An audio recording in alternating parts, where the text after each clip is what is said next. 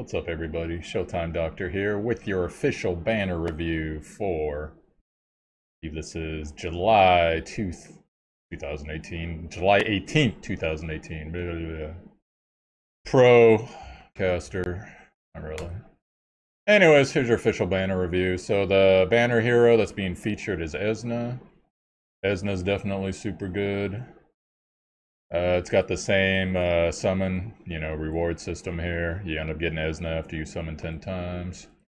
Esna's a super good hero, so... Go ahead, I'm trying to remember. I don't have all three of these heroes, unfortunately, so... I guess we'll just stay here. So Esna, 6-star, water attack by 60 if you have 5 or more party members. Super good, even though Water Deeps is kind of struggling at the moment. It got a little kick in the pants with Tayo coming out there. And then her passive skill increases attack by, it's going to be 50%. For 1 turn at the start of the wave. Upon killing an enemy, has a 30% chance to apply, that's 40%. Mental Seal to all enemies that inflict damage equal to 50% of max HP for 1 turn. So the reason that, some people have asked me this question, the reason I bump up the stats, this is Esna as she is as a possibly a 4 or 5-star. I'm talking about 6-star Esna once you get her geared up. So that's going to be 50. This is going to be probably 40. And then, so Seal the Mental, it's actually a really cool ability. So basically what happens is, whenever you ult with Esna, it's probably going to go on whoever you ult, regardless of whether you kill them or not. And what that does, it's a debuff that sits on the person, and as long as there isn't a Dispeller like Rue, anytime they do anything except defend, they're going to take 50% of their HP as damage no matter how much health they got. It's one of the better debuffs, especially in PvP right now. A good counter to the little bit of the Morgan meta that we're seeing. Morgan was super strong last week when Esna was banned, and this week Esna's kind of keeping her in check a little bit. So, and then her 60 obtains Esna's Revenge and has a 50% chance for the next attack to be a critical strike when attacked. Restores 30% of HP.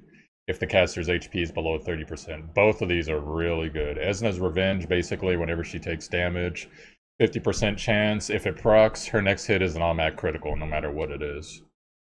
You know, assuming you don't have Melancholy on you, which is starting to become a little bit more prevalent. But in general, really strong right there. You see that, you got her on like a world boss or PvP. Just go ahead and wham. You're going to hit someone super hard. And then do not discount this as well. Restores HP by 30% if the caster's HP is below 30% at the end of the turn. So that means that it could be 29.99% and she will go up to 59.99%. So I actually, for my 2-set, I stack health on Esna with the 2-set bonus. Get her some HP increase. Maybe a little regen to augment this a little bit. Then again, regen might be counterproductive depending on what you're going for. But yeah, this is super good. This especially shines when you have her on the boss dungeon. Because the boss will keep, like, getting her low. And then she takes a turn and she heals 30. Then the boss gets her low again. So she gets, like, 3 or 4 extra turns out of that, depending on where you are with the bosses in Rage. So super good. You can always kind of count on that unless there's, like, an anti-healing thing on her. Psychic Ball, number 1. All her attacks, by the way, penetrate shields. So most of the shields in the game mean nothing to her. Only shields that mean something to her are someone like, let's see, like a Deimos shield, a Claude shield. I think she can actually penetrate a little bit on Claude's shield, but you usually don't really want to. And, what's that other? Abel's shield will actually absorb HP, so. And I'm sure there's a couple other shields I'm not remembering here, but basically 100% right here. On her 2, 110% to 3 targets, inflicts penetration damage equal to 30% if the target has a buff. Inflicts penetration damage equal to 30% if the target has a debuff. If it has both, 60%. I don't think that stacks. I think it's, it could. I've never actually checked. I'm gonna have to test that out. But at least there's like a 60% amp there if there's already a debuff on the target and a buff. So. And then Psychic Big Bang inflicts damage equal to 300% of attack to 1 target, 100% chance to apply Mental Seal. We were talking about earlier, that's the debuff that anytime they do anything, it hits them for 50% of their health. So it's kind of worded funny, but that's what it does. I thought that it literally cut their health in half, like their max HP. But no, it's just straight damage. So Esna, really good top tier character. Finds very strong, especially in the water right now. It's her and Tayo for top deeps as far as water heroes go. So if you don't have one, this is a good time to pull for her. Karen. So the thing about Karen is one of the top tier supports in the game. I'll go over I'll go over why and why you want to be wary as well after we review her here, but increases water light allies HP recovery amount by 15%. Oh, I think I forgot to do oh no, I didn't. Okay, good. Alright, so her passive, I believe that starts to grant 8% healing over time to the ally with lowest HP for 2 turns at the start of the caster's turn. So it's a heal over time, really good. Gonna help keep your team up. The caster's turns come more quickly when an ally's HP drops below 30. This is like my bane in PvP, because what will regularly happen is I'll take like Esna and I'll hit someone really hard on the other team. And even though Karen's not even showing on the turn order in the bottom left corner, she'll just suddenly go, yay! And like a heart comes on the screen, and then it heals who I was going on, and it dispels, in that case, Seal of the Mental, which really sucks for me, but really good for the other team, so really good support to have. And then when you get her 60, on the house, removes 1 debuff from an ally at the start of a turn, revives a dead ally with 30% HP, and applies Cozy Abundance for 2 turns when an ally dies. Once per battle. Cozy Abundance revives an ally once with 30% HP upon death, but is not activated when the ally dies while burned. Does not stack with immortality. So basically what this does, like it says, it removes 1 debuff from an ally. Just 1 ally, it's not like Ruse. And then revives a dead ally. So basically it's almost like Deimos' ult. Anyone that dies, they're going to come back and they're going to have this Cozy Abundance for 2 turns. If that person is killed again with Cozy Abundance, they're going to revive again. But Cozy Abundance, it can be dispelled, it could fade away after 2 turns, and you can kill them upon normal. So, burn, obviously, can counter that, but there's not that much burn in the game. Immortality, that's actually something Vlad, the R hero, does, so. And then number 1, excuse me, inflicts damage equal to 100% one target, restores health, you know, the typical healer stuff. By the way, this entire banner is water. And then skill 2 causes one ally's turn to come more quickly and restores 30% of the ally's HP, decreases all skill cooldowns by 1. Turn speed will not be affected when applied to the caster. So basically she can't, it's a little haste on top of a heal. She can't haste herself, but she could haste someone else. Maybe you got a second support like a Rue or somebody. So haste pretty strong in this game, actually. It's actually pretty noticeable whether you're doing PvP or PvE content. And then skill 3 removes allies' debuffs and restores their HP by 40.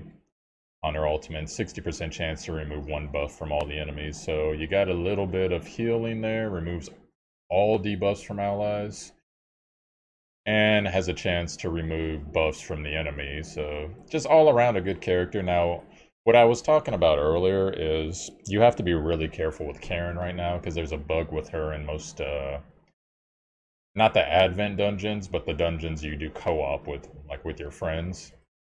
Otherwise, she'd be really great, but unfortunately, after a while, when Karen's taking a turn, it'll disconnect everybody. And then everybody has to play everyone else's characters, and everyone's not familiar with everyone else's characters, and only a couple people can beat the dungeon, so it's really annoying. We've been telling Netmarble that for like a couple weeks now, and I guess they're still working on it, so.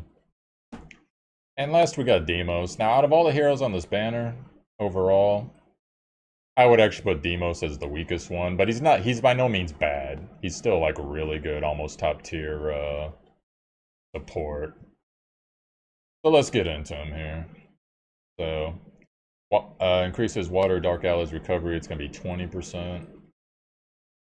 Passive skill, Black Prayer, 40% chance to obtain a Black Prayer when using skills. If there are 3 or more Black Prayers at the end of the turn, consumes all Black Prayers to restore all allies' HP by 15%. and decrease the buff duration of 2 random enemies by a turn. So there's a lot of RNG going on there as far as who it'll affect for the buff thing. And, 40% chance to get it, but, overall pretty strong ability. 15% heal, nothing to sneeze at, decreasing buff durations, that's pretty cool too. Now is 60, Hidden Darkness, that's what I was talking about earlier. It's going to revive a dead ally as a Dark Warrior with 70% health.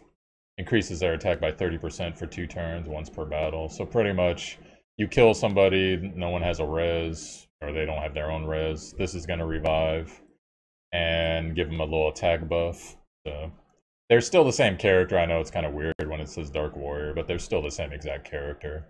And they got increased attack for a couple turns. So that's a really good talent. That's actually the main reason you get him. It'd be really good in PvP. Pitch Black Light inflicts damage equal to 100%. 25% chance to remove 1 buff from the target. So that's pretty cool for a 1 for a healer. And, the typical healing restores X amount. Skill 2, Abyssal Evergreen, increases an ally's attack by 30 for 2 turns and removes all debuff. The target becomes a Dark Warrior and is immune to abnormal statuses for 2 turns. Now, what's weird about this is, supposedly this turns them into a Dark Warrior. I wonder if that also makes them immune to abnormal statuses. I'm not sure, but either way, because I don't have one for myself, so I can't judge. But either way, it's a great buff. Another attack buff here, removes all debuffs. So basically, if you got someone that's asleep or stunned or whatever, just hit them with that if it's one of your DPSs, or even not a DPS, and just get them back in line. So, and then his third skill, Dark Fog, I'd say this is the second best thing about him. It does a fat heal there, 35%, 100% chance to grant Veil of the Phantasm to evade attacks for 1 turn. This is one of the shields that even Esna cannot go through. It can be dispelled, but there's really no point to dispelling it because it takes a charge to go through anyways. So it's just like a turn absorption, which is pretty nice depending on like if Deimos is going last and you're in PvP or you're in PvE and you see the enemy has 4 turns in a row. It's like, maybe I should do this Dark Fog thing. Ding! And all the enemies are gonna go and your guys are gonna like matrix dodge and shit, so... Anyways, that can't be it. That's all there is for that. Boy, oh boy, oh boy. Well, I guess so. Well, just so you guys know, there's some other things going on with the patch. I covered it in my preview, but basically we got more quests going on now. I'll go over that stuff real quick. So, event, come over here. The Haspel thing's still going on, all the character growth stuff is still going on. And then, defeat Sharon in Hell. Sharon's the 3-star Advent. I got a video up for that. Single clear Advents, you get all this stuff. Defeat Renta, I got a video for him too. And now that we're in PvP, they're actually giving us stamina over here. This is event, so you don't have to do it like every day or anything, but... free stamina, that's really good. They've been constantly giving us extra stamina every patch, which is nice. Different ways to get more stamina, so... That's cool, and then, let's see... Got new... I was curious as to which Advent Dungeons they were going to come out with. Let me see if they have any new ones. I'm personally hoping Sid comes back. Oh, Sinclair's up, okay. I'm strong enough to do them now.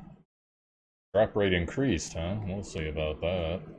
I have to make a video. I kind of did make a video, never mind, I made a video on it. And then these are the 2 quest ones right here, Renta and Miss Sharon right there. Mal's still here, Flamin' Hot Girl's still here. And then event, obviously Haspel. Sinclair's an event now, interesting. Really wish I was strong enough to get Callie, but it wasn't meant to be this time, so. And yeah, guys, they also got half energy going for all the Advent dungeons, as well as the rune dungeon again. So if you need some runes, get those stamp pots, start getting them. right over here. Unfortunately, double growth is over, but so that's half. Like I said before, the advents are all half. Yeah. Well, thought they were half. Okay, well, for whatever reason, Sinclair isn't. That might be an oversight, who knows. Check and see if the event is half. Yeah, so I guess all the 4-star dungeons, no matter what, at least in this case, for that one, it's going to be full energy, apparently. That's too bad. So there you go. Anyways, guys, this has been your banner review. Showtime Doctor on Twitch. Showtimedr. You can find me most afternoons and evenings during the week over on Twitch Pacific Standard Time. And yeah, link to the Twitter's in the description. Also, I'll put a link to my Discord. We got a good community going there with talking about this game. It has its own tab. So you guys can come in, ask questions. If I'm not there, people from the chat can help you out. And, you know, get to know people, get to know each other. Maybe we could help each other out a little bit more in the game. So, later.